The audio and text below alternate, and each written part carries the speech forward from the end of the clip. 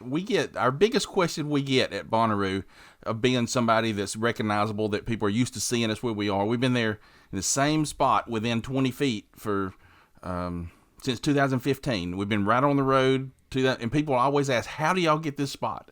And I want to go ahead and answer that question so people will know.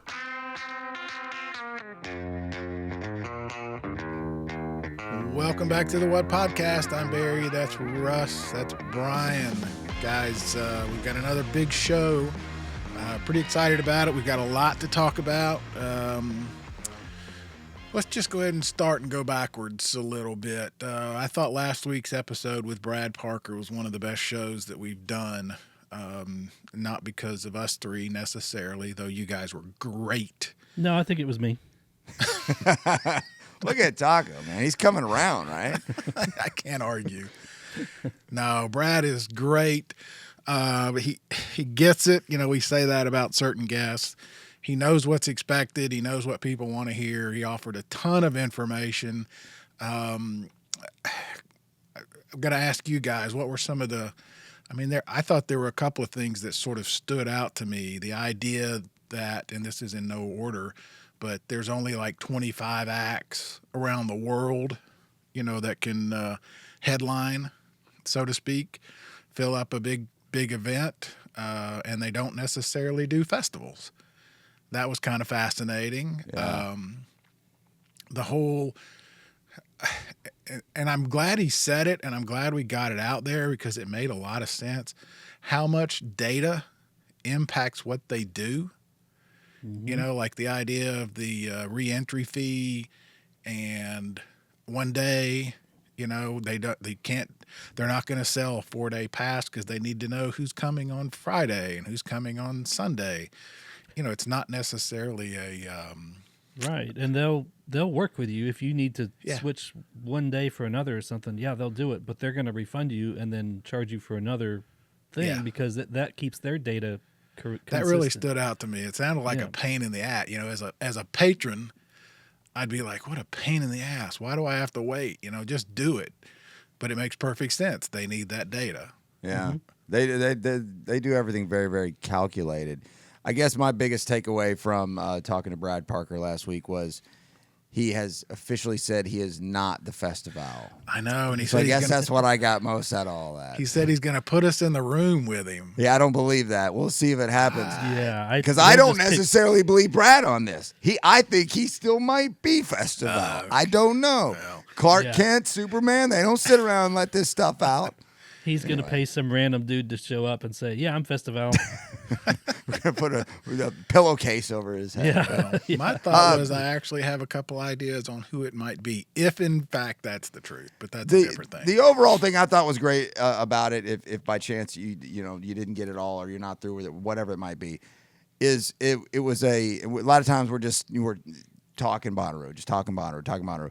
These are real questions but more importantly, real answers that were specific answers, calculated, deliberate answers to what's going on this year. And that's what I got the most out of all of it, was that we weren't just sitting around, well, that Infinity stage is going to be pretty cool, guys. You're going to really love it. Like, it was real informational, which made it fun. And Brad's just fun to talk to. He is so much fun. And also, if you have more questions, info@bonnaroo.com, right? That's a real person, I think he said, reaches out. If you're not sure about the tickets, like the camping, a lot of people had the question about if I want to sell my passes, but how do I get rid of camping? He didn't have an answer, but they're working on it, type of thing. So, point being, if you have a question, reach out to them now. The chances are you'll get it answered, the key is sooner rather than later. And you'll likely get it answered based on the conversation we had. And then I was in Nashville last night, which we'll get to for the reason more why here in a minute. But I was talking to somebody about Bonnaroo and these things, and I agreed. And it's not a Bonnaroo thing; it's a festival-wide country thing, industry thing. Buying tickets is a little confusing. Like, the entire industry is not, even standalone concerts, it's not as simple as just, I want to buy a ticket. So to be a little confused is not like, oh, man, sometimes gaslight yourself and think maybe I'm just dumb and I don't know. It can be confusing. Ask questions, you'll likely get them answered. Right. Yeah. Also Speaking mentioned, of, we've got huge Discord now. Brad's on there, so if you got Brad's on there. Join the Discord. 5-10 times more than I am. Which is, bug him, bug us. Yeah, we got a lot of people joining and big community. So the what.co/Discord will get you in. Free to join. all right, you mentioned he also confirmed, as we suspected, where the Infinity Stage was going to be. That lineup dropped as he predicted that it would the day before our show. and how about that casual edition of my guy? He's not my guy. I never met him, but I know people who know the dude. Sax Squatch, right? He's used to be what?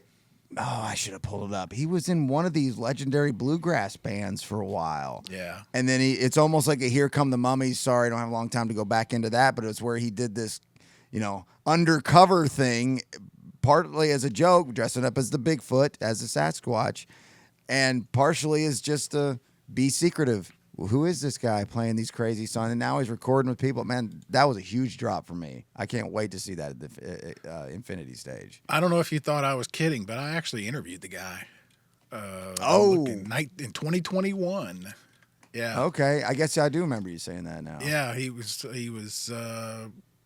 going to do Maneater with John Oak. Yeah, they recorded together for the Bigfoot Festival. Well, where else? He was great. It was, he stays in character, so there's that, but he wasn't all weird about it like some people are. So, but he's very good, very talented. It's a great show. It's going to be a lot of fun. Maybe he'll do an interview with us. That'll be fun. We're gonna pursue it. I promise you that. Correct. Who was it you were saying that was on the Infinity Taco that you had seen that you would that stuck out to you, right? Washed Out. They played Chattanooga years ago. I remember. I think probably Brad drugged me and maybe you and maybe some other people to it. Said go check out this guy. He's great. It was an awesome show. Kind of reminded me of Beach House, maybe that kind of just ambient kind of thing. So I think that'll be perfect for the Infinity Stage. Cool. And then you've got this Rebecca Black DJ set. What? Do we know anything about this? I mean, obviously I don't know Rebecca Black, but I don't remember her being a DJ. Well, like I said, I think it's all experimental. Sax Squatch played with the Marcus King Band. King Band. Sorry, I wanted to make sure I got not even grass or roots like I thought it was blues with Marcus King. Anywho, that was the one that jumped off to me. I didn't expect the Infinity Stage to have a ton that I would know because that's just not what it's going to be for me. But Of the Trees, I think is on there. That's one of those EDMs I pretend to be like, Of the Trees. I know that band. I know those guys. To put a finer point on Brad's point last week about there's no matrix out there algorithm that says book Insane Clown Posse and Sax Squad. Yeah, he was. And Luke Combs. You'll have a great fun. Luckily, machine learning and AI hasn't quite gotten that sophisticated. The algorithm says Sax Squatch. That was a great point too. Yeah. That was a really good episode, and if you haven't heard it, I recommend you go back and listen to it. Yeah, it's good stuff. And Brad, I'm guessing since this is the beginning, you'll probably hear this Wednesday. You'll hear the rest of it. What do you say? Thursday and Friday of this week. So he listens to every single show. That's what he does. That's what he said. Hi, Brad. I have no reason to doubt him. What else? Sorry, go ahead. We are officially, by the time this comes out, less than 100 days to Bonnaroo. Less than 100. Wow.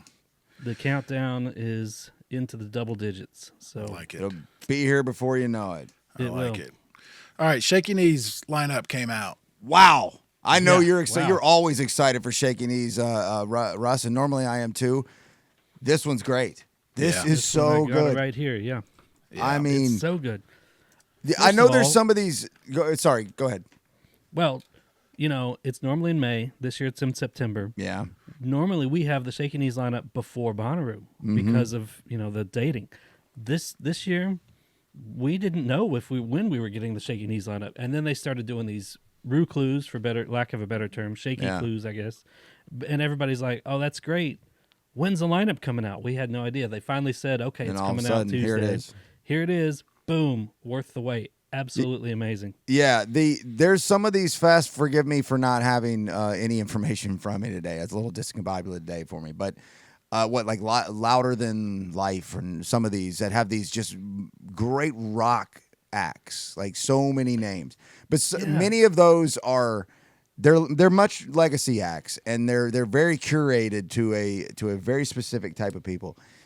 This thing is contemporary. It is the great American rock fest right now. I'd implore anybody, prove me wrong. Find a festival that's giving just a rock and roll with the most contemporary artists.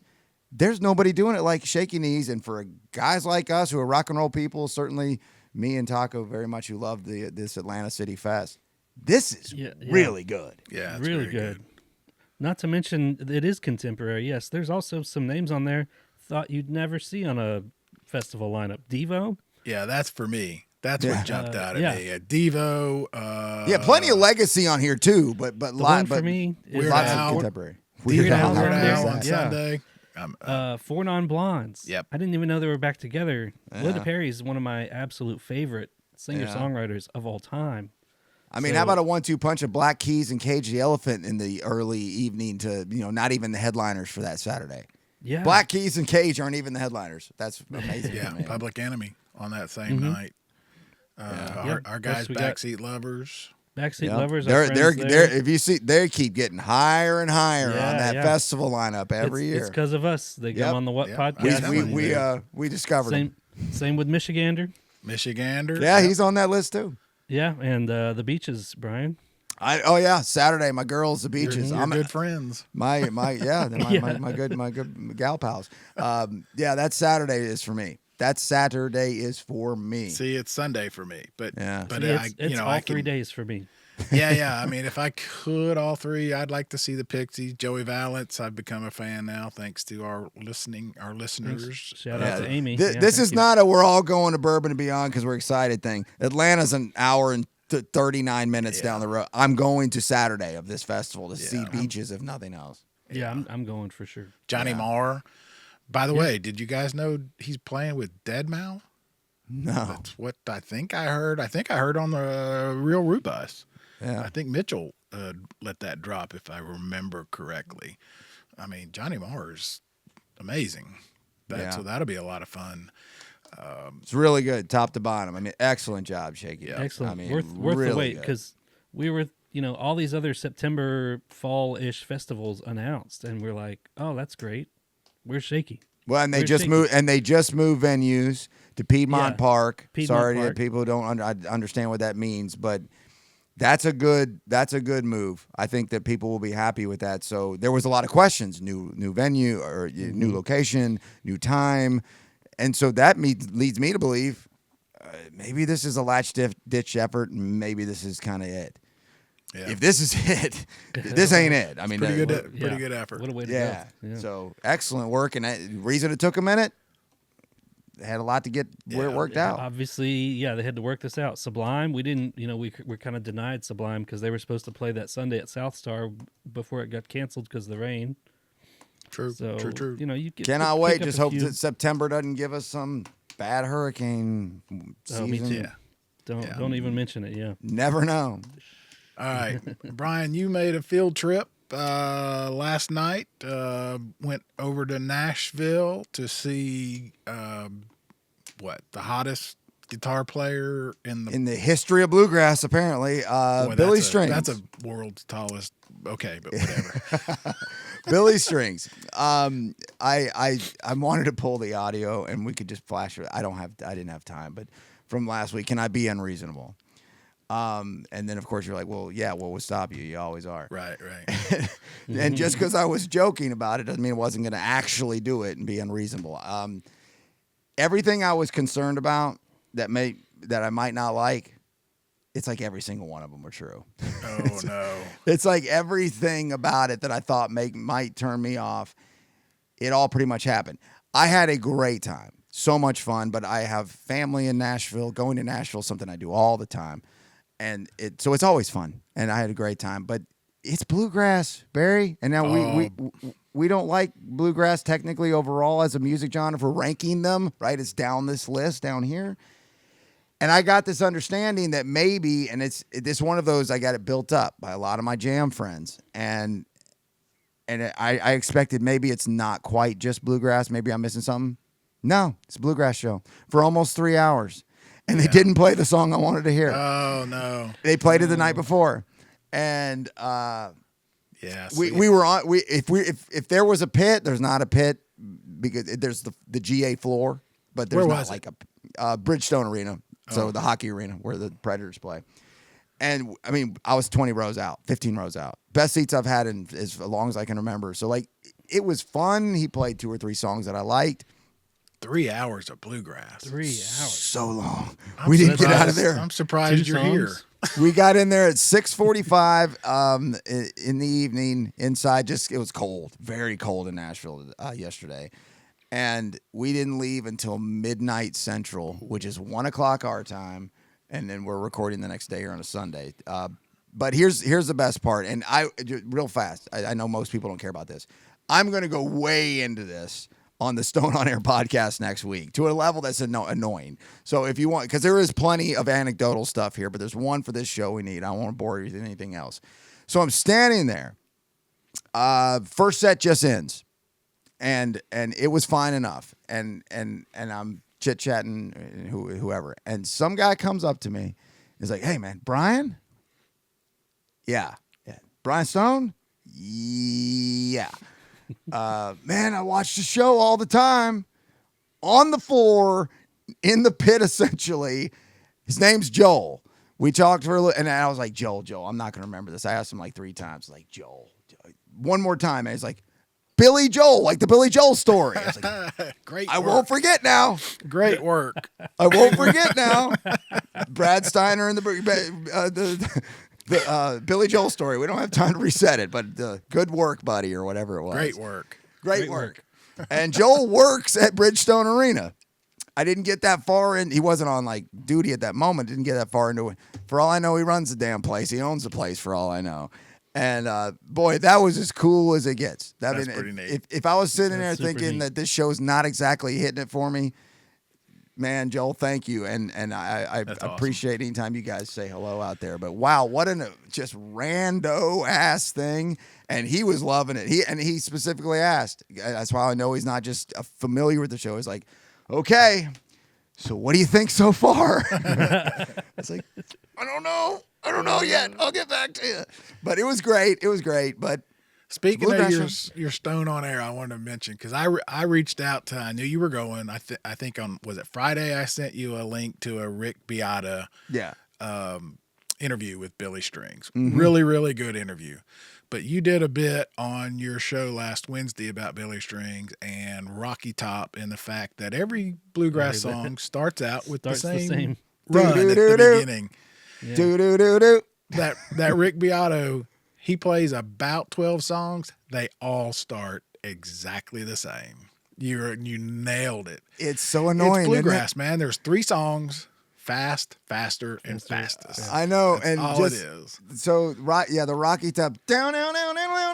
That's it. Every song. And so many of them do that. And I thought about this more later. I kind of thought I left this part out. It would have been a fun way to compare it. The Wilhelm scream. You know, that you hear in the commercials, and that was from what, a Hitchcock movie in 1950 or something? Some Western, and then they put it in Star Wars, and it's been an in-joke. I was at my niece into so many movies now. Yes. My niece, who's 5 years old, was playing on her iPad. I heard, I was like, that's the Wilhelm scream on whatever video game she's playing. So I got to thinking, maybe that down, maybe that's the Wilhelm scream of bluegrass, right? Maybe it's an in-joke, We've got a great song here. Let's just start it with down. Yeah. Ooh, I like this one. Let me be clear. I have nothing but respect for the musicians. It's not for me. It's the roots of all rock and roll in the history of civilized string and percussion music. It is the roots of it. Yeah. And it can be boring. But I'll and also this real quick, guys. If I told you this, would it surprise you? There's no drummer for this band. That's how stripped down grass it is. They don't have a drummer. but they're electrified, right? I say that. Cindy Pinion does the Boxcar Pinion Bluegrass Festival here. I'll send you one of the bumper stickers, Taco. It's not just Chattanooga. These stickers are all over the universe. Yeah. I mean, literally they're everywhere. That's her. Yeah. She is a bluegrass lover through and through. Not electrified, and I don't think drums, and no banjo. That ain't grass. So she's a purist. So he is generational. Billy Strings. He is singularly generational. Like I watched him. I watched it very close. That guy is wild. How good he is, and he has a pedal on that acoustic that makes it very electric sounding. Yeah, and he blazes, and his backing with the stand up and the fiddle and the traditional instruments and players. Boy, they play in a way that adds that percussion. I even thought, I was like, I don't see drums. I wish I did, but I'm still hearing percussion. Like it is done marvelously. Still bluegrass. Yep. Still bluegrass. So he's not dead to me. I think I said he's dead to me. He is not dead to me. That is a great song, by the way. Yeah. But I'm not going to another one. What's the line? I would sing with the birds if I knew the words. Oh, I'd sing along with the birds if I only knew the words. I know it sounds a bit absurd. That's really funny too, because you said I know you said you don't want any spoilers on the set list. You're like not looking at social media, trying to stay dark. That was funny. Last couple of nights ago, somebody came in the Discord and they were like, "Oh, I'm so excited!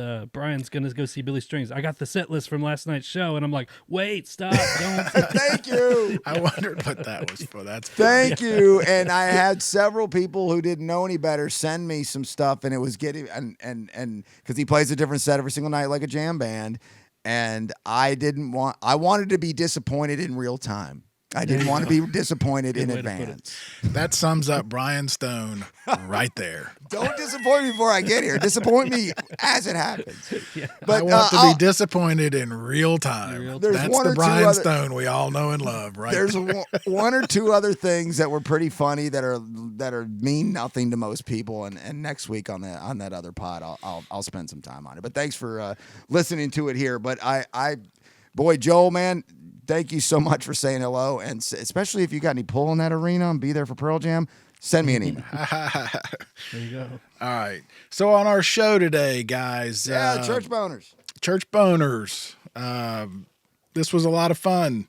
These guys reached out several weeks ago, right before Christmas, and wanted to be on. And they're regular listeners of the show. Means a lot. I will just sum it up because it's a pretty lengthy, and we're already pretty lengthy. There's a lot of stuff going on. A lot of stuff, a lot of people. It just reiterates and proves, as I've said over and over and over, that there are 80, 100,000 Bonnaroo stories. They're all different, but they're all pretty much similar. There's a lot of connective tissue in all of them, and it's give it a minute. If you're like, I don't know what's going on with this, give it a minute. It'll get there. Yeah. All right. So let's get right into it. Here we go with Churchboners.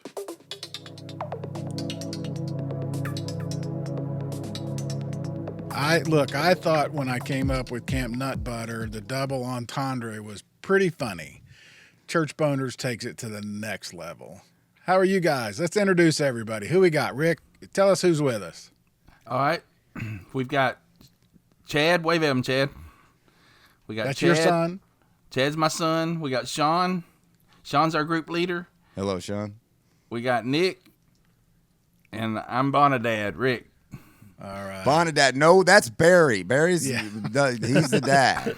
You guys can be co-parents. Right? We'll be our co-parents. Co-parents. Yeah. My two dads. My two dads. I like it. All right. As we've said many times, there are 80,000 Bonnaroo stories. They're all different, and they're all almost identical in so many ways. And this, I think, is going to be an episode about that. Let's go ahead and get started. Who wants to tell us about the origins of Churchboners? I guess I'll take that one since I started it with our buddy Blake. Yeah, there you go. the Blake couldn't join us, but Blake's definitely a part of it. But so I started going to Bonnaroo in 2007. I've gone every year since. The first year I went, didn't even have a job, and I went with a buddy of mine because his sister gave us tickets. And so the first 2 years I went with him. Then I went 2 years alone, and that's fun. And then I just started making friends. So everybody I've camped with throughout the years I've met at Bonnaroo, and then it's crazy because now I got this big group that's even international now because we have Canadians, we got a girl from Korea, we got a guy from Australia. I mean, it's been really fun because I just made friends on the farm, So the way that churchboners started is my buddy Blake, who I met the week of Bonnaroo in 2014 at a show, and I overheard him saying that he was supposed to go to Roo, and his friend backed out on him, and he was bummed about it. And I was like, well, he's at this show because it was an underground kind of show. You had to be cool to be there. And I was like, he's got to be cool. And I was going to go alone again that year.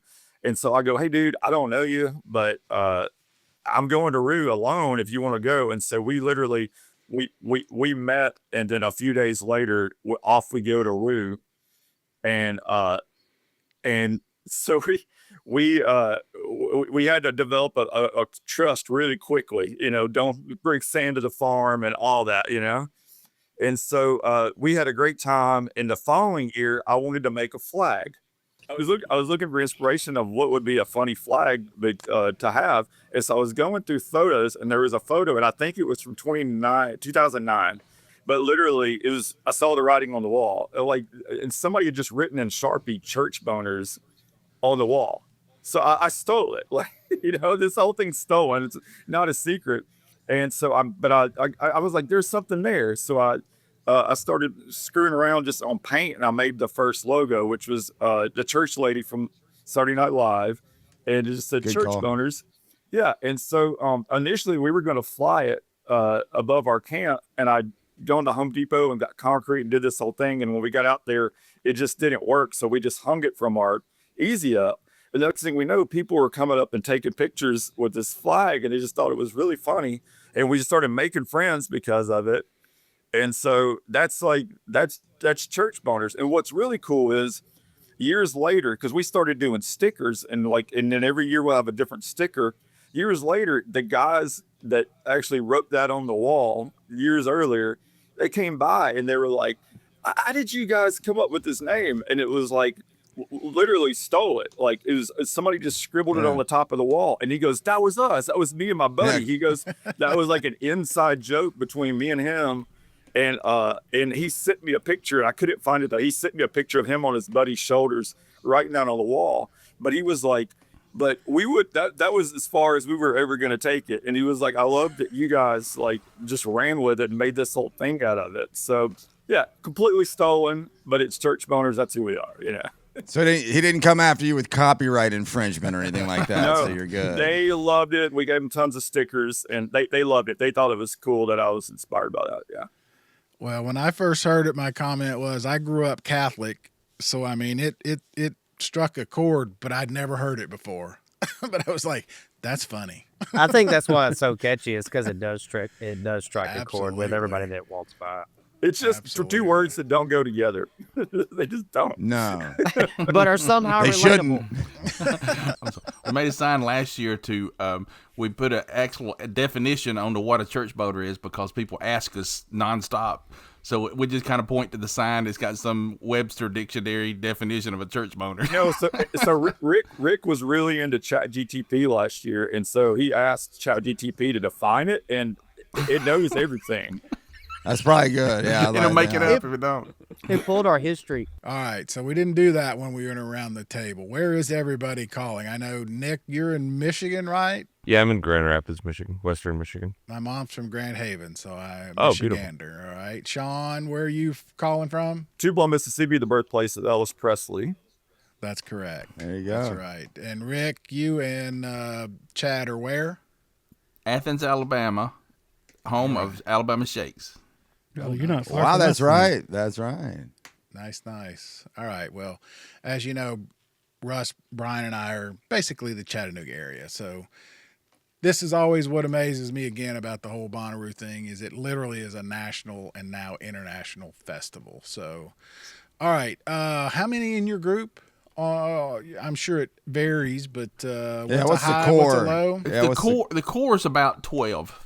Wouldn't you say, Sean? Yeah, it can go anywhere from 12 to 15 to 20, depending on the year, and then depending on who can come. But we've got we've got our Canadian contingent, we've got an Australian, we got a great girl named Addie from Seoul, Korea that wandered up one year by herself. Probably wanted to know what a church boner was. Yeah. Can I tell that story, Sean? By herself. I love that story because she wandered up by herself and had just a little suitcase and a Hello Kitty tent, and she had taken the shuttle from the airport in Nashville, and they just dumped her off by the arch, and she was like, "How does this work?" And we're like, "Are you here by yourself?"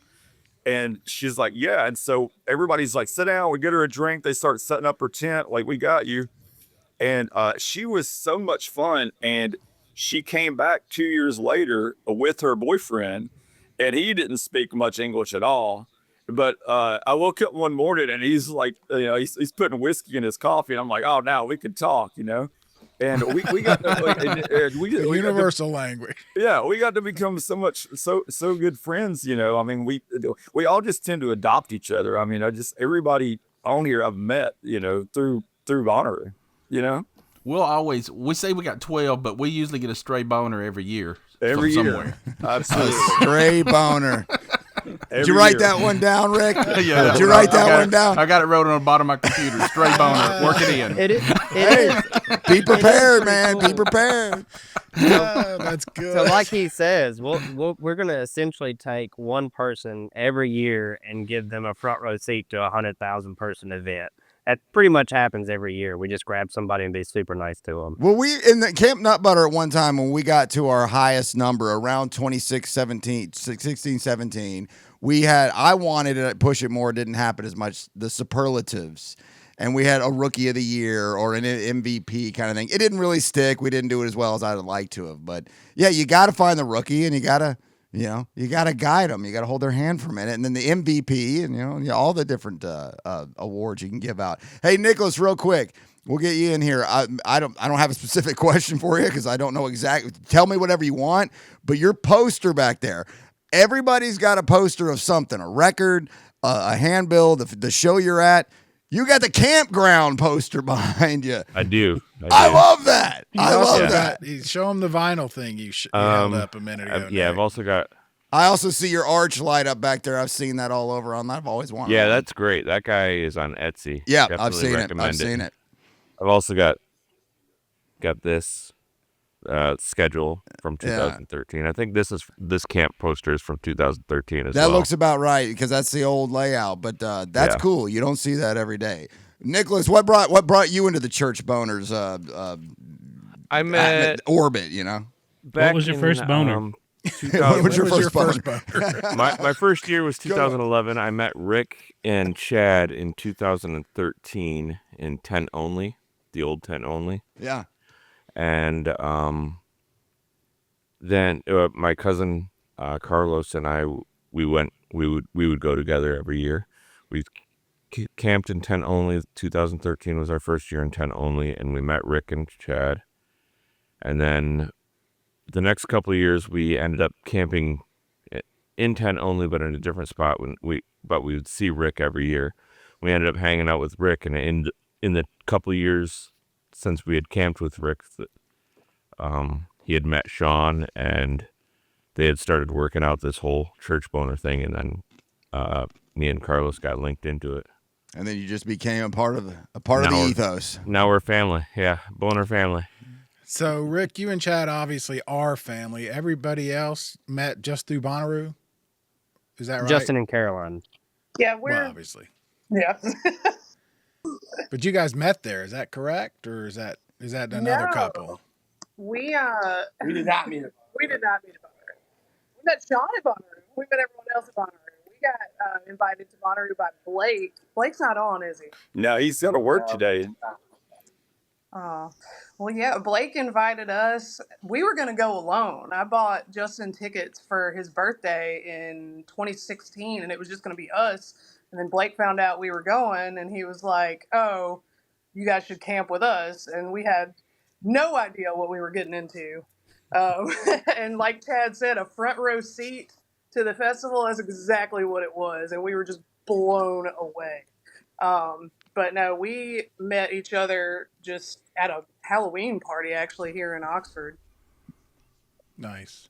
That's going to be an interesting conversation in a couple of years that you have with your daughter about this camp church boners. Church boners. Yeah. Yeah. Let me tell you back in the day when me and your dad met all these cool people at the church boners. Sean, that reminds me. I wanted to go back. Blake's sister gave you passes. No,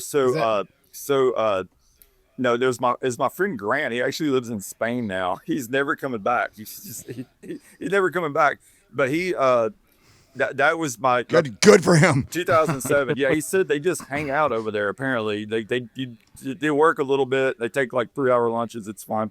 But the Blake who she's referring to is the guy that I met at that random show. And the week I was going to go alone, and we went together. And actually, I wish she would have been able to make this because he is he wears a taco outfit at Bonnaroo, and really has a little beef with Lord Taco. So I was going to say, we need some clarification. He dresses like Lord Taco, or he wears Taco Bell. a taco onesie. so we're very well fed in our camp because we got 2 guys that ran food trucks, and Blake ran a taco truck, and then Justin, and then now the way we camp now, they bring a flat top grill. They feed us really well. But to go back, you said somebody's sister gave you passes for 2 years. Did I hear that right? Yeah. So the first year I went, 2007, my friend and I, Grant, were unemployed, and I would always listen to music, but I actually wasn't going to shows and stuff. And his sister did, and she had bought these tickets to Bonnaroo, which I'd heard of, and then couldn't go, and so she gave it to me and Grant, and so we went, and I mean, literally, and it was a complete shit show. Like, we never camped before. We didn't have any money. We got some Subway sandwiches. We thought we got enough, $5 sandwiches to last us the week, and it turned into a debacle. By the next day, you were out of food, probably. Yeah, and so we had this little grill from Dollar General, and then we didn't know how to work it. I kept calling my mom. So we made these burgers, and there were ants all over our table, which was our cooler, and we had sprayed the cooler with bug spray, and then we put our burgers down on the cooler, and we got ready to eat our burgers, and we're just going, like, our mouths are going numb, and they're just soaked with bug spray. But we didn't we didn't have any more food, so we just ate it. Like, that year was like a learning experience, and that's what's so funny to me is, like, now, like, I barely have to pack up because I've been doing it so long, and everybody knows my boxes. They have everything. If you walk up and your glasses are broken, I can fix them. Like, I have anything you ever could imagine. Like, people are just amazed what's in these boxes that I have, and they just ride every year, man. We have a Denson. Go ahead, Rick. That's our Denson. One thing I'd like to share about our group, the Bonnaroo, the Church Boners, we have fun. We bring the party, but what our vibe is, and what we really want to do is bring that Bonnaroo vibe to everybody that we all caught and we're addicted to. And, so we're set up. Our tents are ready. We got on the hot years, we've got the misting fans and everything else. So the crowd, we always get positioned pretty much right in front of the arch on the roadside. So the whole crowd is coming by us. And that's one reason we become so visible over the years, is then we interact with them as they come by. We may take our misting fans and set them out on the road on a hot day, and everybody you can see the glee on their face when they walk through So it's just those little things that we've learned at Bonnaroo, which is the Bonnaroo vibe, is to bring that. And I think that's the thing that's kind of endeared us to so many people, is that we generally love the community, and we try to bring that vibe to everybody. Well, you're trying to add to the community. There's no. That's kind of what my question was going to be. There's not really any kind of advocacy here, right? Like, there's not some great mission you're trying to push or sell. Like, absolutely not. Yeah, right. But you are bringing, from what I'm figuring out here in the just 15 minutes we've talked, is that the vibe that we all want that's made this place so special and fun and different than anywhere else. You very much are feeding into that, and so that's as good as anything else. Speak to it or move along to something else if you like. Go ahead, Chad. I got something to add to Dad. Yeah. One year we were inside Bonnaroo and we were like, golly, this music is so loud. We want to be up front, but we don't want it blasted. We tried to find some earplugs to buy, and the earplugs were like $5 a pair. It was ridiculous. So from then on out, every year since then, we bring 2,000 or so pairs of earplugs every year, and we get a megaphone, and we go up to the line, and we yell in people's faces as loud as we possibly can, protect your motherfucking ears, and we give them earplugs and here you for go. free. And they're like, what does this cost? What? No, just have it. Along those lines, Justin, $5 was too expensive for a pair of earphones, so you bought 2,000. and they go quickly. People will literally come up saying, "Hey, have y'all still got earplugs?" Hey, there you go. Justin, I wanted to ask you along those lines, and we can go around the room because I have said this. This festival changed my life. And Bryan and Russ, we've all said the same thing. Were you guys? Would you consider yourselves? You did similar things prior to joining this? Kind of, but honestly, we've known Bonnaroo for the vast majority of our relationship.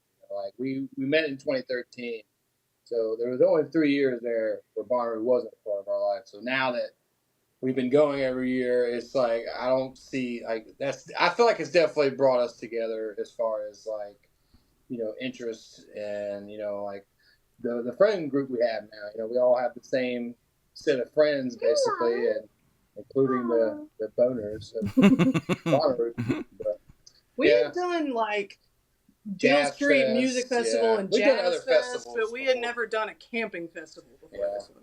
You definitely learn how to be patient. Well, if you can survive a weekend at Bonnaroo as a couple, as a family, then you can survive anything. Yeah, oh yeah. Just setting up the tent alone with your significant other. Oh yeah, that'll do rough. it. Oh, We've become closer for sure because of Bonnaroo, and a lot of bands that we've never heard of that we go see for the first time together. Just random musical acts at 3 a.m. Really bring you together, I guess, as a couple. But, just to be clear, Caroline setting up the tent is sitting in a chair while Justin puts it. Truth comes out. Truth comes out, Caroline. That must be really tough on you, Caroline. Call me out, Nick. No shame. Somebody has to be the boss. That goes over there. That goes over there. You're doing it wrong. Whatever you're doing, it's wrong. I want to point out that Caroline is now, since our Canadians don't come anymore, are the only girl, and we always do a winter trip, and this year we have a new Bonna baby coming along the way, and she thought that she might not be the only girl on this trip, but we found out we got another Bonna boy, and so it's Caroline just and the rest of us, and the fellas, and the swinging gigs. Yep. Did you have somebody who met or got married at Bonnaroo that's in your group? What did you tell me before about that? So when Caroline and Justin, I think when you guys first started coming, I don't even think you guys were calling your situation whatever it was. Like you guys were just chilling. Yeah, we weren't engaged or anything. Yeah, we didn't get married at Bonnaroo. That we had talked about it. That was a plan there for a minute, but we didn't end up making that happen. Yeah, the Bonnaroo cake though. We did. His groom's cake was the Bonnaroo symbol. It was a Bonnaroo. Nice. There you go. How often are you guys communicating throughout the year? I know you get together once in the winter, you said, and last year you were actually in Chattanooga. Yep. Well, I talk to Caroline about twice a year. There you go, Justin. So my thing about Bonnaroo is and that's what I loved about it from the get-go when I got there, because I was like, this exists. This is like this utopia. You can everybody's so kind, and it's like adult Disneyland. And so like Bonnaroo for me, and I think for most of us, is like a year round. We talk constantly, even though we don't see each other a lot of times, but twice a year now. And before, we'd only see each other once a year. But I mean, my personalized tag on my car is Bonnaroo. Like, I mean, we live it, like, and we breathe it. And because Bonnaroo is so cool, and then we've met so many people that we don't necessarily see every year, but it's every year when we get it set up, I love to go, and I go take a walk, because I'm back, and I started going in my 20s, and I've a lot has changed, but that's the thing that's remained constant. Amen. is Bonnaroo is just like it's the same roads. I love that they've not messed it up too bad as far as reorienting things, because it's still, it's amazing. They take this blank slate and they build it up, and how to navigate, and it just, I don't know, my heart is so full when I'm there. I can't describe it. It's so great. Sean, I'm glad you mentioned that about how they've kept the main infrastructure the same all these years as far as how to get around. A lot of stuff has changed around it, but the main infrastructure is the same. So you said you started in 07. Boy, that campground looked a lot different in 07. We're still talking about Marty McFly and I miss the names. movie references from the 80s and 90s and maybe the 70s too, and all that stuff that we all loved, but they've moved on from that. So you started primitively, and you've moved up, and now you're close to the arches you've talked about. Have you done group camping? Have you looked around at different ways to expand this, or has it just happened in that spot and it's just where it continues to build? No, so shout out to Inforoo, and the OGs, and you remember the Inforoo? Inforoo. In 2004, I was on Inforoo, and it was the place to go to get Bonnaroo information. I'm glad there's still a thing. So when we got those tickets, I started researching, and so Inforoo, just a wealth of knowledge, and that's how I knew about tent only. And so that's the only way I've ever done it. But I've always camped in front of the arch, like every year. Like, So, and I've got pictures. Like, now I've got this great big group, and I had a little green triangle tent, and I'd unzip it, and I'm looking straight into the arch. I've always been up there, and just work. I don't know. It's magical. The first year we didn't even have anything with wheels, because you had to haul everything, and it was. I mean, it's you really figure out what you need, and we do.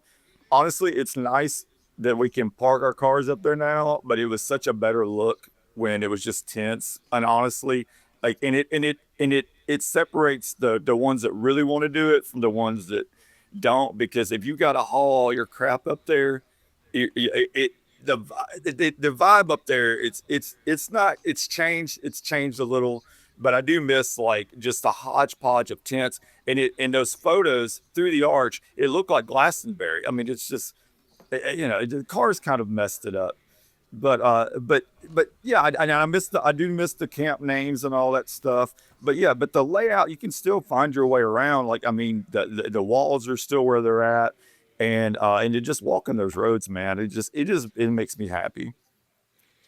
Let's go around along those lines then. Tips for you. What are the things you guys have learned? Obviously, don't spray bug spray on your burgers. That'd be your good. tabletop. And But bring more anything food. you've learned the hard way, those kinds of things, I'm guys. especially we'll go around, but I want to hear Justin and Caroline too when he comes back, because y'all are a married couple. We have said, don't bring a spouse unless the spouse is 100% into it, because that's a bad weekend. This isn't, I hope my girlfriend or boyfriend likes this as much as I do event. Correct. If you don't know. I would 100% agree. Just from the female perspective, the thing I had to learn the hard way was get a tent that you can stand up in. Yeah. because there's nothing more difficult than trying to lay down on your tent and get dressed and put makeup on and all that kind of. I do it every year. Sans the makeup. Yeah, you should see Bryan's tent. It's no bigger than your sock. It's like a cocoon. I'm like gonna turn into a butterfly in that thing. I'm flipping a kids tent in 2023. Yeah, I feel like our camp has gotten steadily bigger and better every year that we've gone. Because you're pros, that's how it goes. Well, they had the Taj Mahal this year. We had like a double layer queen size air mattress with a headboard. Our guy Brad Steiner would be real proud of that. Bring a full length. Did you get a full length mirror? No kidding, Justin. I'm asking lessons learned, especially for like a couple. But also, how do you? I mean, I assume you have to know when to give each other space, right? You can't be together 24/7. Definitely. Well, Gold Bond is obviously the number one rule out there. But yeah, space. Festival performance enhancing drug. Yes. Yeah. But yeah, definitely one. I mean, we see most of the shows together, but every now and then, like I'll go somewhere with, like Blake or Shaft or Nick or somebody, and then Carolina goes to another concert. So we're together, but most of the time we're not, or most of the time we are together, but sometimes we're not. And I mean, but honestly, like, I went 2023 by myself for the first time without her. It definitely, I could feel the difference. I mean, I don't know, like I still had a great time, don't get me wrong, but I mean, it's just, I like to go with my wife. And really, it's a communal thing in all ways, really. Well, it's like I didn't know Bonnaroo without her before then, so it's like I don't know. It's just a weird experience to go by myself for the first time, and But yeah, I mean, and you're really good about being faithful. Yeah, well, on that trip, yes. But I was. It's a good couple right here. You're good when I'm there about being patient with me if I'm tired or if I get hot, or you're not like dragging me to do things I don't want to do. Yeah. And I think that's the biggest thing is like you have to compromise. And if somebody wants to go off and do their own thing, let them.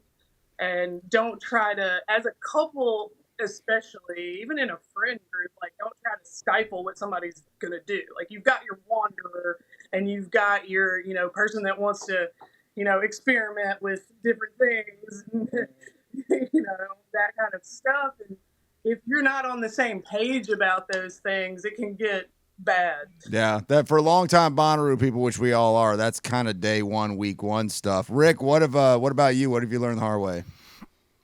I think I wouldn't say the hard way. I think what I'd like to share more is what to expect. There you go.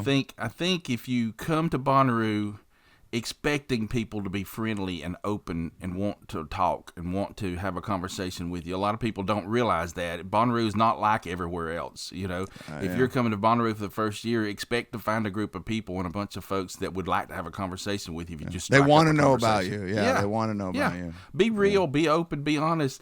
Be yourself and expect people to accept you. I mean, that's the thing. I think the expectations when you come to Bonnaroo can change from what they are in the regular world.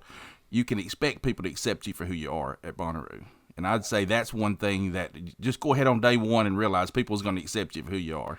Absolutely. I would just add that I leave every day on day whatever, 6, 7, thinking, why can't it be like this the rest of the time? All the time. I want to add a couple things. So I loved Caleb's episode, the Bonnaroo yearbook. And I actually, the yearbook, and what's so crazy is we met Caleb, obviously. And then I have Caleb's contact information, so I actually reached out to him the other day. But I loved how, because I didn't actually know the origin of how that started, but he did it just to figure out a way to talk to people.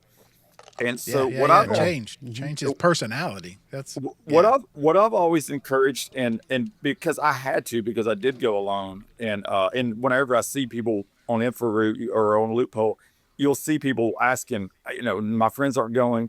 And it's the same way with like a local show. If that's what you want to go to the show. You're going to make friends. Like most of my friends I have now, I've met at shows that I went to alone. I've met sitting outside, waiting to get in. But at Bonnaroo, even if you don't go alone, take some time for yourself and go into Centeroo alone and explore, walk around the campground, but make friends, like do your own route, because I mean, it's, it's find your own adventure, and it's a great way. It forces you to meet people, and that's how I met all these people. And then and I want to, if we're still on the topics of tips, Nick needs to talk about our Mr. Fans, which had been a game changer in our lives. And we started out with one. I think we've got 5 now. Well, the Mr. Fan, I just got one of those. I use Cobalt drills. They have misting fans. So Mr. Fan. I was like, I don't know if it was like misting. Mr. Fan, like I'm Mr. Fan. No, it's literally you take a 5-gallon bucket, fill it with water, and Lowe's sells the Cobalt fans that use the Cobalt drill batteries, and they have a pump that mists onto you, and it just has changed our lives. We maybe so I think he's underselling it. It was so popular last year. Our entire campground was covered in mist. We had 2 or 3 people out in the road misting everybody that walked by. It caught on so much that actually the news came.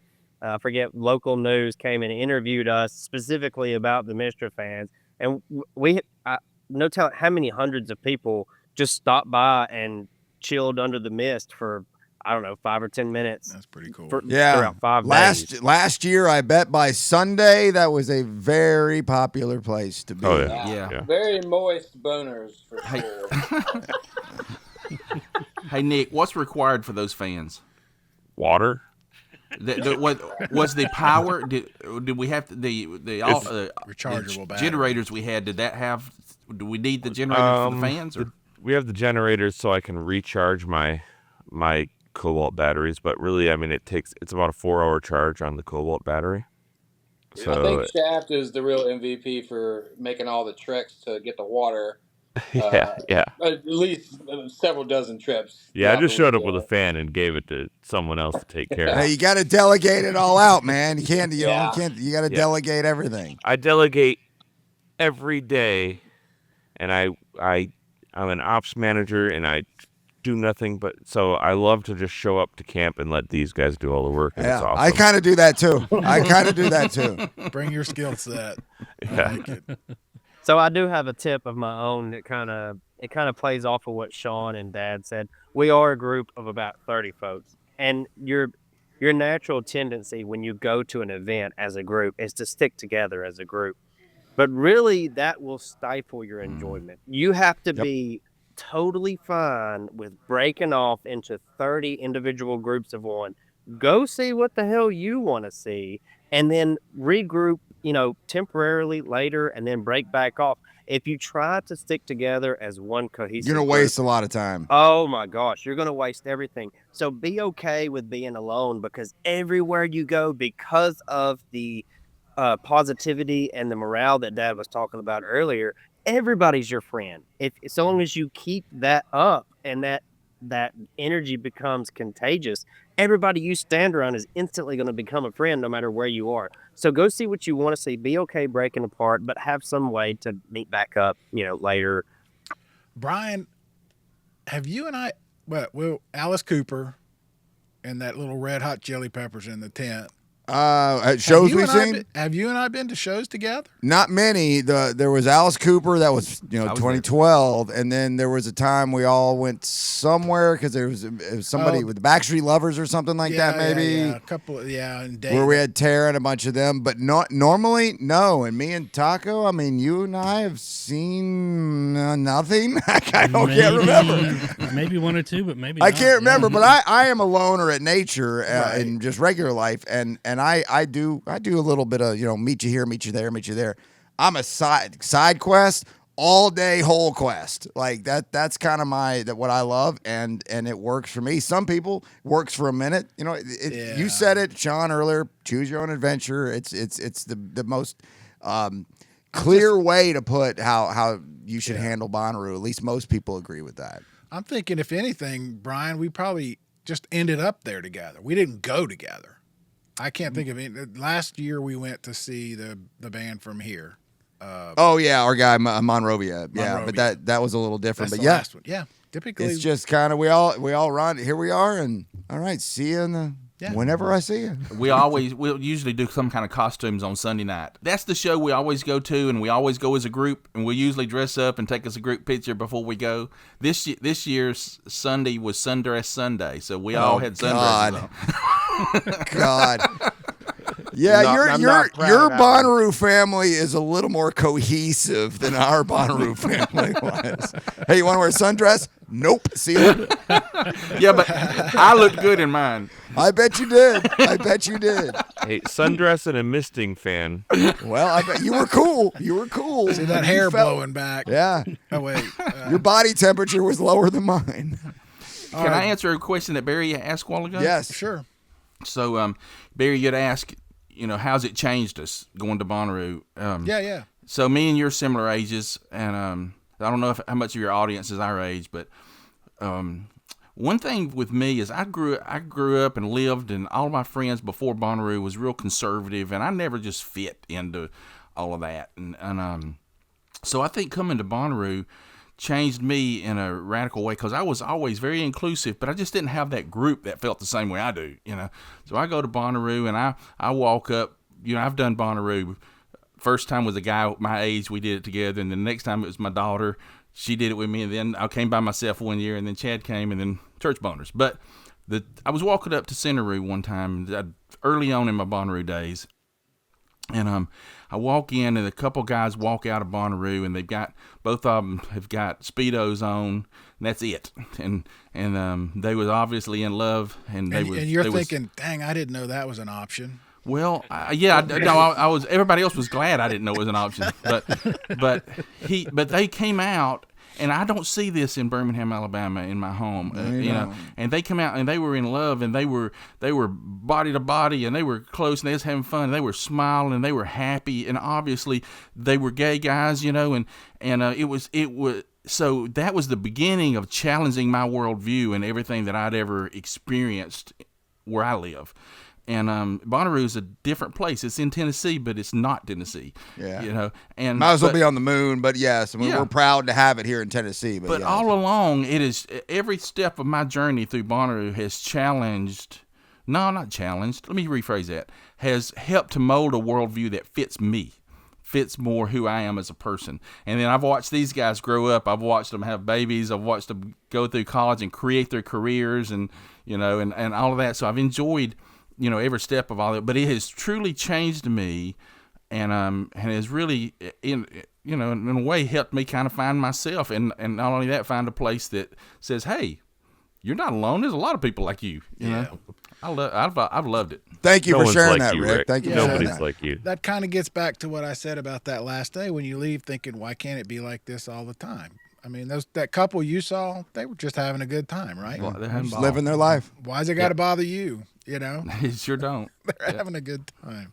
It's hard to describe the overwhelming sense of freedom you get when that festival starts. You can be yourself, and you don't have to be ashamed of anything. You can act like a total idiot, and people will just adopt you and be like, "Yeah, you're cool." No, I'm not. Let me ask you this, Chad. I'm sorry to expand on that. You're talking to the choir here. You're talking, and most of the people listening to this that are also part of the choir. Do you have issues? Anybody can jump on this anytime, but Chad, I'll start with you. Do you try? Are you the dork in real life when people who don't do Bonnaroo and you're trying to explain it? Because you said it's hard to explain. Well, it's not hard to explain to me. Is it hard to explain the guy at Ace Hardware? And do you find yourself like, I want to tell you all about this thing, but I don't know how? Like, do you see that in your regular life? Well, let me add on that real quick, because I haven't heard it in a couple of years, and Bryan, you and Russ will know.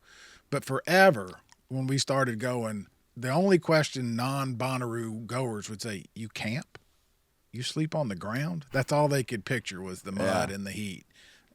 And so to Bryan's point, when you try to explain the rest of it, they're just like, no. But yeah, Chad, what do you think? Do you have No, any trouble with it? You run into that in real life?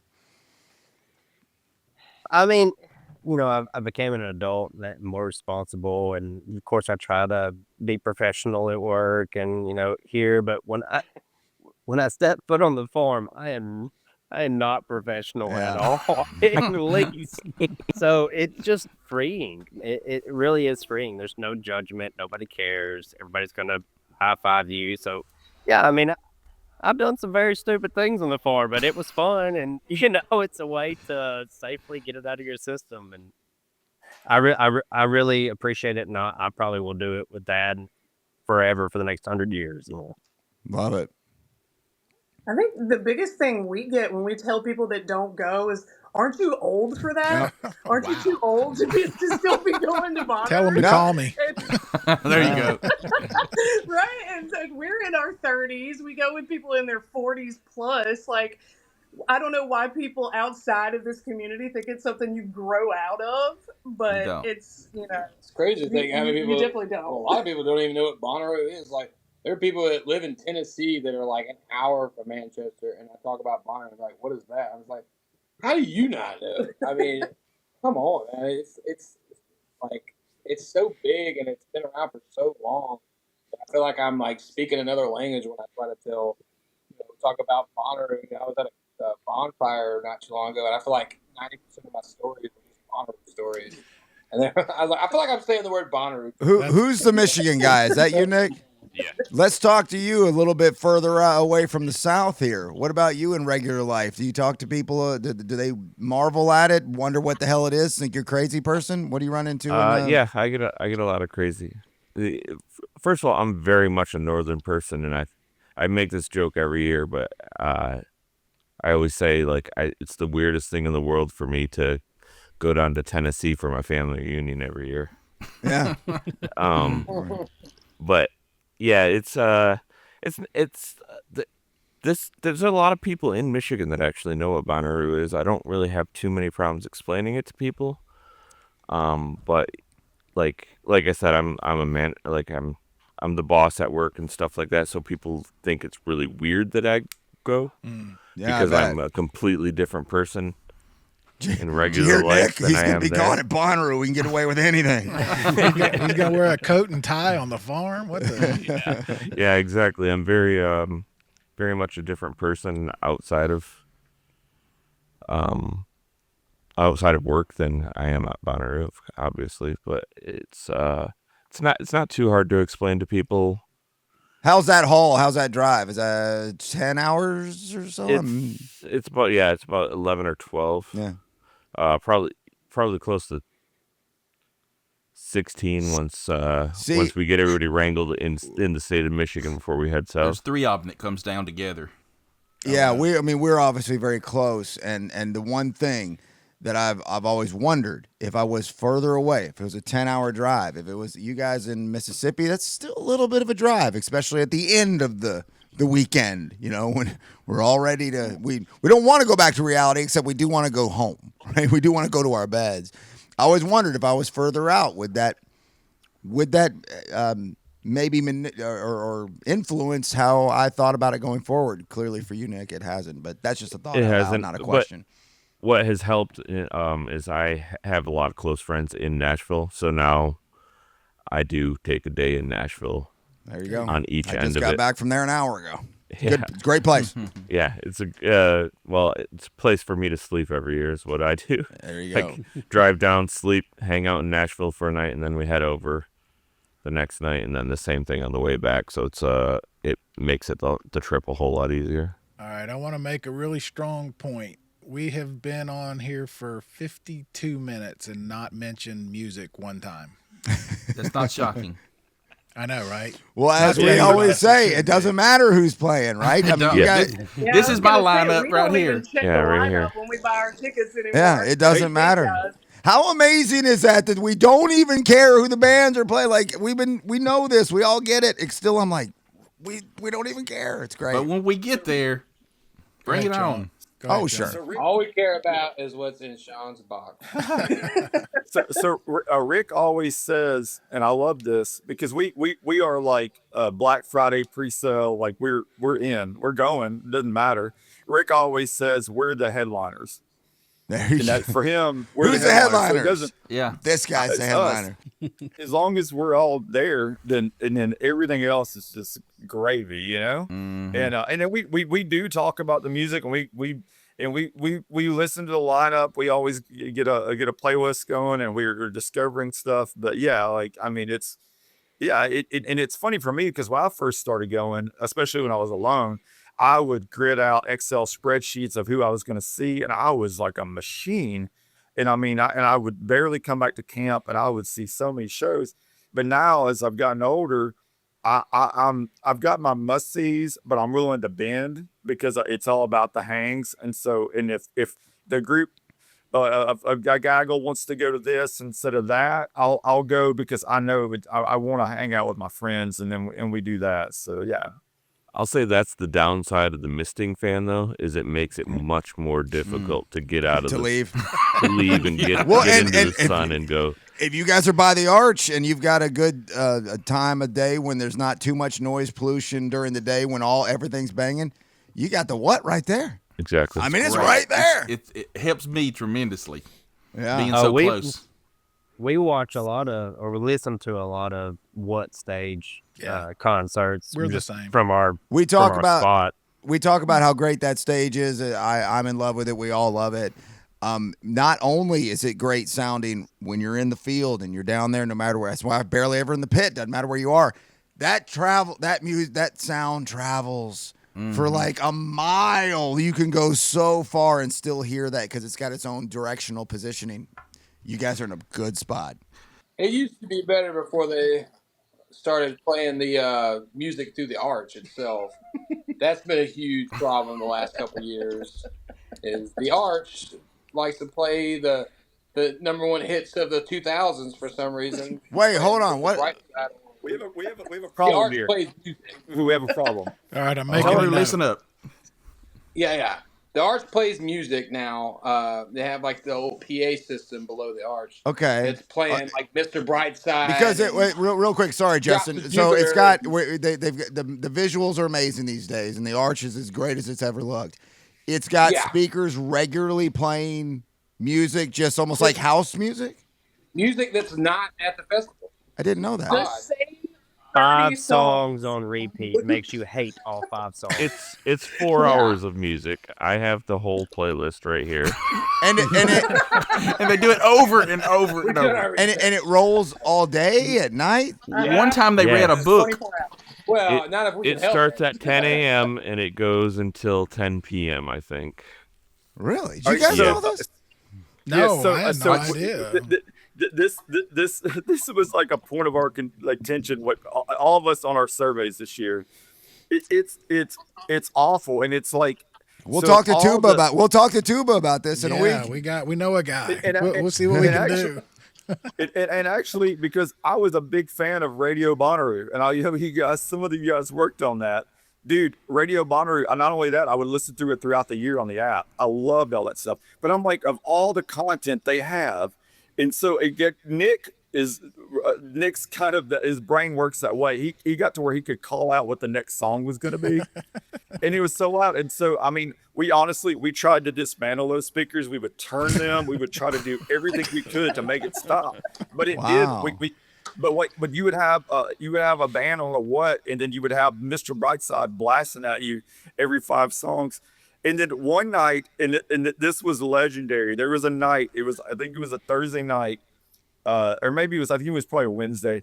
They put on the first chapter of Peter Pan, the audiobook, and it played on loop throughout the night. My And God. people were losing their daggum minds. And I walked down to there's 2 people sitting in chairs at the arch. And I'm like, what is going on? And they were like, I don't know, but I'm about to go crazy. And so we finally got some girl to go behind the wall and find whoever was responsible. And they said they were doing an audio check and forgot that they left it on. But it was literally the first chapter of Peter Pan. Oh my over God, and over that's and like over. parking next to was an it ice last cream year or truck the year or before something. that it was at its worst?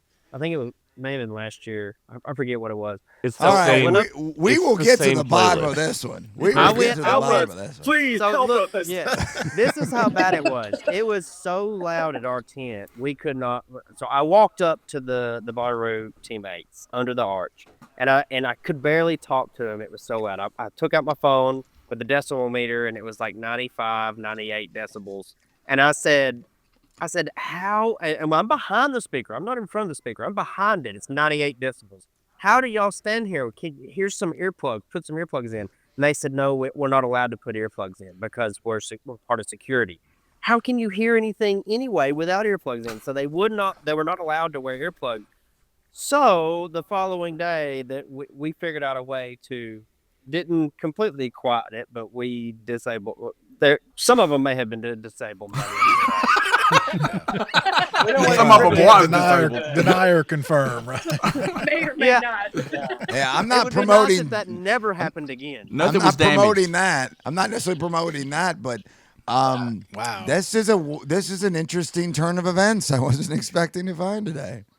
I heard Brad Parker mention that, some of the most dedicated, loyal GA fans are the ones that's closest to the arch, and they're the ones that's really having to deal with this, where you can't listen to your own music, you can't even have your own conversation. We're going to be there next year. We're going to be there every year we get there, but we would love that music to go away, or at least curate it to the Bonnaroo vibe, the Bonnaroo way. Sure. It's like you was at Coachella or something. It's not Yeah. our kind of music even at all. To play a little devil's advocate on this, I could see that's the main entrance. You got people coming in. You want it to have the house music feel. You're on your way to a big show. I guess I'm trying to make sense of it as we do this show live.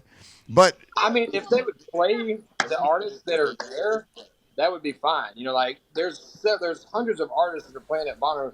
Play their music on the Bonnaroo. Yeah. Don't Good. play fair Mr. to me. Brightside Sounds fair and enough. Billy Idol. Yeah, don't play people that's never been at Bonnaroo and blast it. Yeah. Or Exactly. Peter Pan's chapter But- 2 1. hours worth of music on there. I say nix the playlist altogether because my favorite thing at Bonnaroo is just to sit and hear Yes. the music from the stage, and there's literally Yeah. music Yes. on the stage, and I can't hear it because the arch is in between me and the stage, and I'm just All hearing right, well, that. I'm taking notes there, Nick, and I agree Yeah. with you. I think my opinion would be nix it too. My guess is they're not going to do away with it. No. But we'll at least talk to them about it because I am now dying of curiosity Yeah. about But this. there's seriously nothing cooler than because where we are usually camped, you got the main stage right there, and then we've got the back end of that tent right next to us too. Yeah, so yeah, you get this yeah. weird, like sometimes you'll hear the main stage, sometimes you'll hear that tent. Yeah, in and the middle of the day, you're going to get this. yeah, and it's just really cool. It's one of my favorite things, and now you've got the arch blasting music in your face, so you can't hear any of that.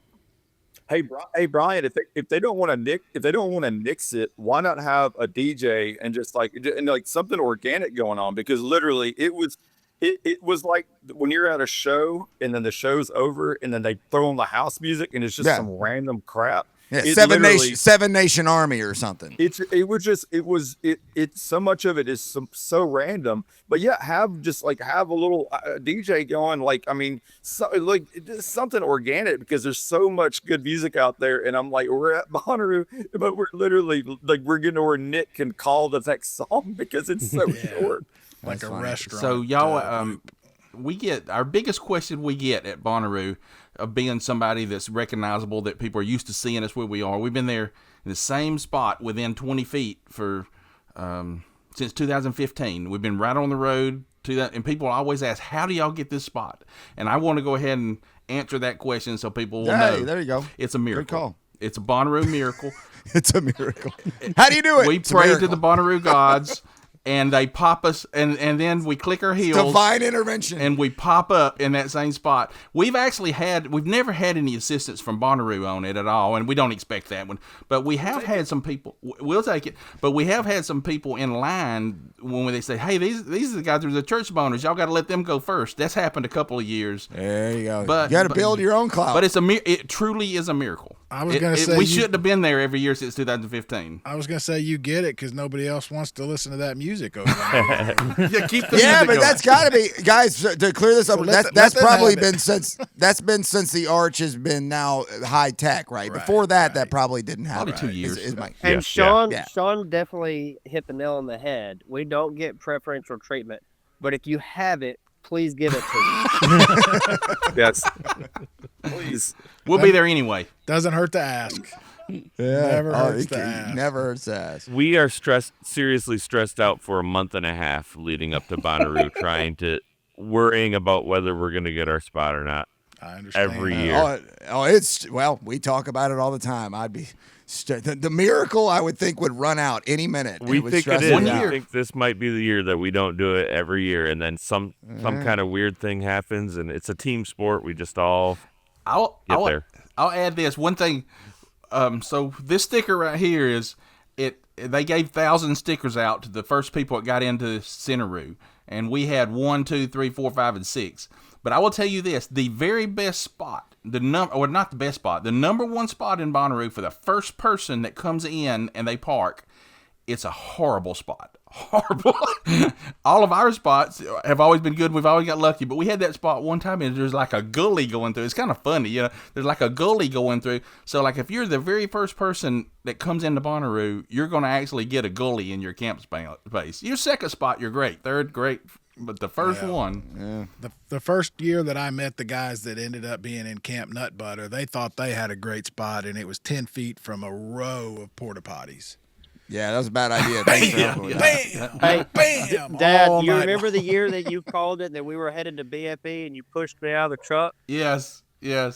I knew that was going to get locked in BFE, and our guys was already waiting for us. So I just shoved Chad out of the truck and threw all the gear with him and said, "I'll see you in the morning." Start setting up, son. Get out there. All right, you guys do camping. We all do it.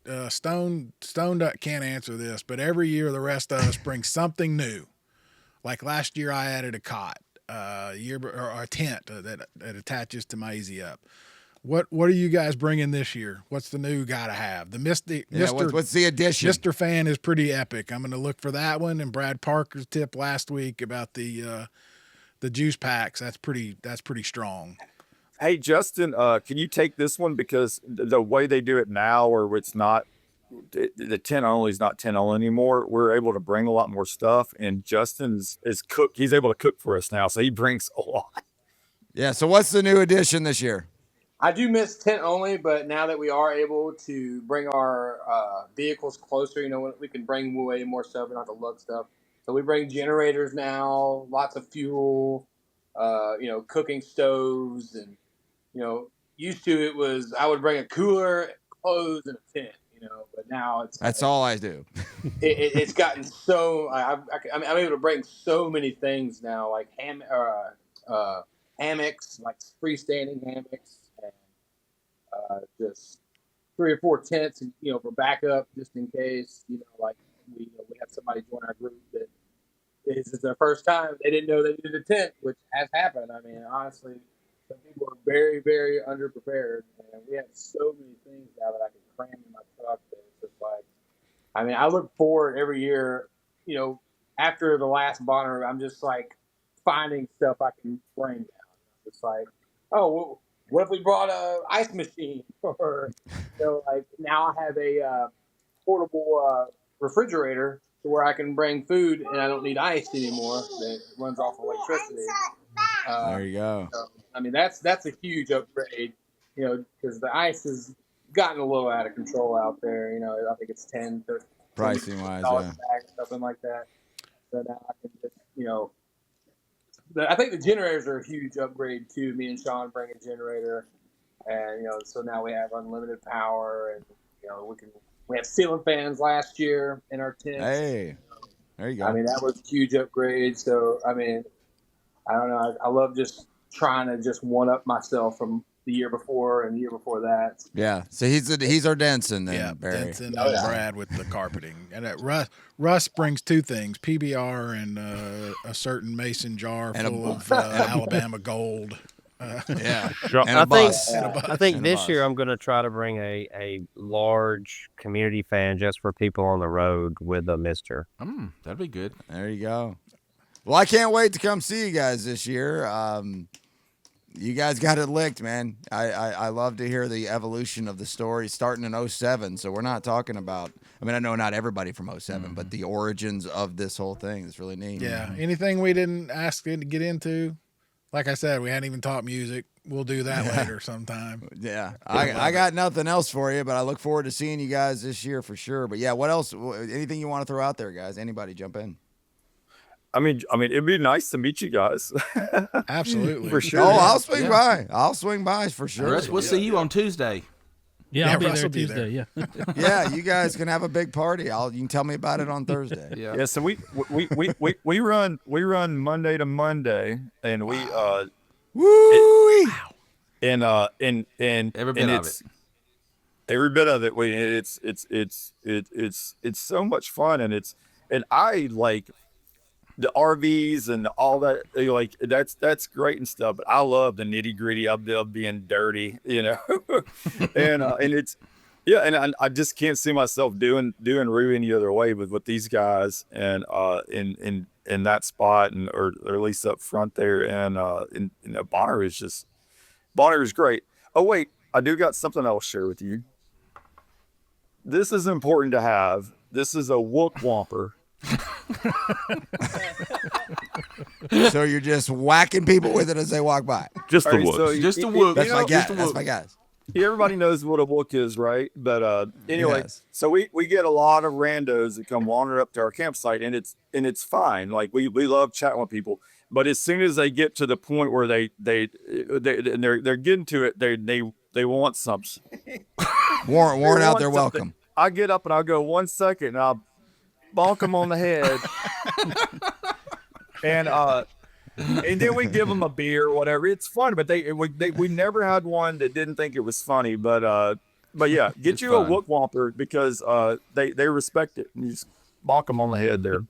Nick, maybe you can use this in your professional life at work. Just He probably does. bop them on the head and see how that works out for you in real life. Yeah, I that'd got be one nice. thing to add. Yeah, go ahead, Rick. So this year, people will see that's coming by our tent, and we have many people knows we're there. And if we get there this year, yeah, come by and see us. Come by, and we love it when people stop by and we chat with them, and we love to give out stickers and all that. And if you've got something, if you want to come and give, bring something that we can give out to other people, and you want to share with Vibe, whether it be bracelets. We have people coming by with church boner bracelets and Bonnaroo bracelets, and we'll put them on the table, and then other people come up and they just take. So we got like a give and take table. So It's a collective. yeah. It's a So if you collective. got something to add to the give and take table, bring it on by and throw it in. If you want to make something special that you want your other Bonnaroovians to have, put it on the table and they'll get it. I've There you also go. seen online a lot of people think that we're actually, when they talk about church boners, there's other people that chime in that think that we're actually like A church. a church group. Yeah. And we are not that. Like You're we not have, the Did you Jesus thing. stop reading halfway through the What sentence? timer services? Is that Yeah, what they want to we have no problem with anybody that's with religion or anything No. like that, but we're not that at all. We are just a bunch of people who are idiots. Who, Found a silly name and it stunk. yeah, we- and we we had like to be upfront because we want to see you more than you want to see us. There you go. We love it's like watching the weirdest parade every day when you get to sit in front of the arch and just watch these people Boy, I bet over it is. and over. Oh again. my God, I bet it is. And we love it. Like we love everybody. We want everybody to come to our camp. I love nothing more than just some of the conversations of somebody randomly wandering up. And there's been many cases where someone realized that they can't take their backpack in or something like that, so they come to us. They keep their backpack Hey, look there. at that. We like. These are things that we like to do because we like. Yeah, to talk I mean to that's a people. level of trust you just don't. Yeah. Yeah. Hey, Yeah. can you hold this for me, Yeah. stranger? Yeah, we're, So that happens more organic usually, not on a podcast, but you're right. yeah. I wouldn't put that out there. The official lockers have been moved to the church boners. Hold my stash. I mean my bag. Yeah. But it really is the coolest parade every year. Like pretty I of bet. I bet. just I bet. weirdness and fun and just another fun thing that's happened the last couple of years is the road is no longer dirt in front of us. It's now So you're cement. not So we sucking we bring out chalk now, and everybody draws on the cement, and it's so much fun. It evolves to a bunch of phallic shapes, but Yeah, of course it does. I'm shocked. Chalk on concrete and snow turns into exactly that. We But always we've sink talked to the about lowest having level. karaoke this year too. Doing karaoke one of the nights. I don't know. I think one of my favorite things about the whole our camping group is just hearing all the wild theories of how we get our spot every year. You just hear it's almost like just the gossip around Bonnaroo about, oh, I heard that somebody's rich uncle or heard somebody like it's crazy all the theories you hear about. I mean, honestly, it's just like Rick was saying and Nick was saying, it's just pure luck. Oh, it adds to the first lore. 2 Let it years- happen. It adds to the lore. Lean into it a little bit. Oh, I do. Oh, Well, we used to get our spot when we were in 931 because buddy Brad Steiner would show up with a roll of police tape, and he would mark Tape off like an 2 acre. acres. Yeah. It's like, we can't do this, Brad. And then this I isn't would- okay. It's against the rules. Me and Stone No, it's would not. stand there sweating because he was like, "You guys hold this while I run off." It's easier to say sorry than ask for permission, right? Well, that is very true. It looked official, so they left us alone once we got it taped. We off. appreciate you guys, and we've listened to you guys for years, and it's helped us a lot to learn how to do Bonnaroo from all of y'all's guests, and you know, and y'all give us Bonnaroo throughout the year, so we greatly appreciate y'all. Hey, Rick, thank you very much. Yeah. And thank everybody here, man. This is Nice of you to it was say. a juggling act. I didn't know where it was going to go or how, but that's half the time when we do these shows. So that's cool stuff. Thank you very much. Yeah, do you guys great to have talk to you social guys. media or anything you want to shout out where people Yeah, can anything find you want to throw or- out for people to get a hold of you Yeah. if they wanted to for whatever reason. Just find us under the arch. Yeah, find us under the arch. We have a Facebook group, but we locked it down. Got out of control, huh? internal use of. Yeah. Give them your phone The number. boner got Sean. too big, huh? Yeah. In case we want to run for city council one day and kind of keep our Bonnaroo life filled. at Bonnaroo. This podcast is going to ruin your shot at city council. I can assure you of that. Lives were altered today. Let me talk to you about that time back in March. And bring back Radio Bonnaroo, man. I missed that. Like, man, it was so much fun when you get close to Manchester, you tune in, and I loved all that stuff. And then I loved being able to listen on the app and the hay bell sessions and all that. Radio Bonnaroo was the best. Yeah. Sean, you're speaking to the choir on Brian, that. If Brian I, used to do a lot of that. He yeah, loved that it. was one of my babies. If I could do anything about that, I would. I can't. They don't care what I think. But I would so. love. We would come over to the top of Mont Eagle, and then you could dial it in. And so for that last 30 minutes, loved you it. The line getting left, in. You left the real world behind, and you were in Bonnaroo. Yeah, it was Used to awesome. sit in the line to get in and for 5 hours. It's not like that anymore. So, I don't need to listen to Radio Bonnaroo as much because that's what I Well, listen to. there's a lot of reasons why it went away, and that's one of them. The but 8 hour it- line is when I would listen to it. Sean knows this because he's been there for so long. I mean, if there was weather issues, which there is almost every year, maybe not every year, but close, Radio Bonnaroo is the only place you were going to get the latest updates. Now, they absolutely Exactly. for you. Yeah. But anyway, Exactly. Going back to what you were asking, if you want to get in touch with us, no any one particular platform. Just make sure you tag it with hashtag churchboners, and we'll find it. Yeah. See, so there you go. Right? I mean, we know these guys. I've never met them, Yeah, but we know they're these my- guys. I They're feel my like I've friends known now. them for years now. Yeah. I feel like I know every one of them. Those church boners, I've known them back since '07. How cool is that, though, that you buy a fan so that people walking by your camp can cool off? Yeah. That's a brilliant. little- Barry, we're going to Lowe's right after this. Okay. I Can think you we gotta imagine build one Brad of those. Steiner doing that? Nope. No, I can imagine him bitching at us because we didn't do it fast enough. Yeah. Yeah. We're not No, thinking I'm about the seriously- fans walking by enough. Yeah, I'm considering making one of those. That was a really good idea. It's a Yeah. great You've got idea. I think yours is in Milwaukee, the fan that uses the drill batteries. Oh, and I'm a Milwaukee. I'm not a tool guy much. I have a few Milwaukee brands, so I've Yeah. got the extra batteries and everything. We're already ready to go. I did buy that sorta, last year, and sorta. it was great. It was great to have, but I didn't think about the misting. So, yeah, we're going to have to figure that part out. That may be our upgrade for this year. That was a lot of fun. All right, like I said, this is a long episode. Yeah, I got to take a nap, guys. So we got some. Yeah, we have some questions because we missed last week. By the way, my fault. My fault. I was traveling. We were just hitting Atlanta traffic, so I forgot to ask the contest question, which, by the way, we hope to wrap up here pretty soon. I don't know if we'll end it next week or the one after or whatever, but soon. Well, we did get a question in on our Discord, the what.co/Discord, if you want to join. And the question was, do you remember, Barry? I do. It was based on Brad Parker and Bryan's question about had they sold any Rue Insider camping experiences. And my question was, which would you rather, if money were no issue? Would you do group, tent, moon colony, whatever? Basically, would you, spend the big money, or would you prefer to do tent camping? Because some people do. And as you just heard, church boners, I think they would choose the tent camping. So yeah, they're staying true to what they love and what they've grown to know. But what do we got, Taco? So we did get an answer. We got Lena, who has also sent a few videos and stuff. You probably remember her answering the other questions. She sent an email this time, so we'll put it up. But she just says her dream way to experience Bonnaroo is as a festival director. That's why she liked listening to Brad Parker so much. Watch out, Brad Parker. Your job's you're replaceable. We all are.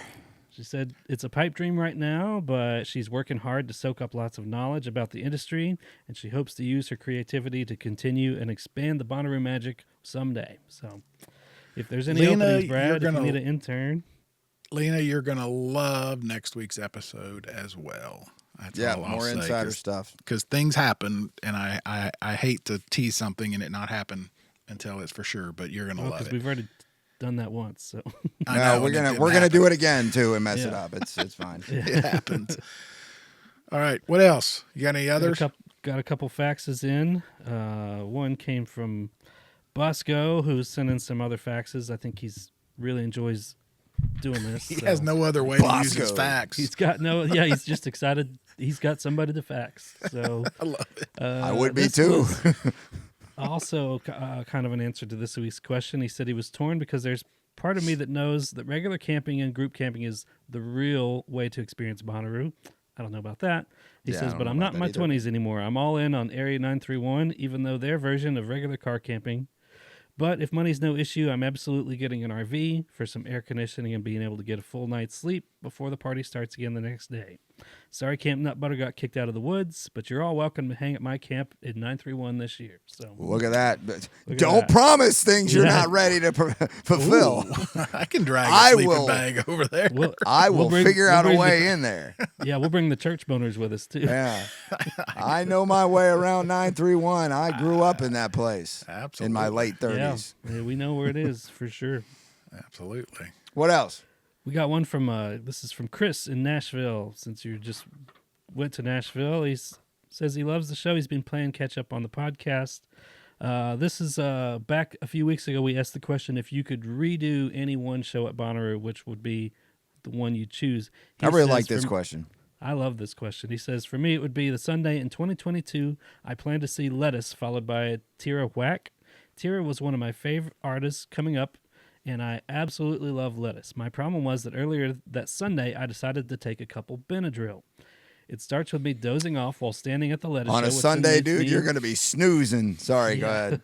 Yeah. It starts off dozing off, standing at the Lettuce show, which leads to me sleeping against the fence near the tent where Tara was playing. And on a side note, don't ever sit down or sleep against the fence. You know why. Yeah, there's a lot of reasons. Especially not on Sunday. Do that on Thursday, not Sunday. Yeah.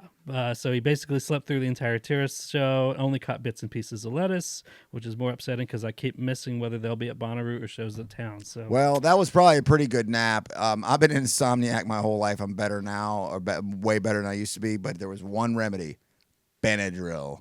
Yeah. If you want to now, if you want to be loopy, if you want to be a little loopy too, and wake up and feel like you've been drugged.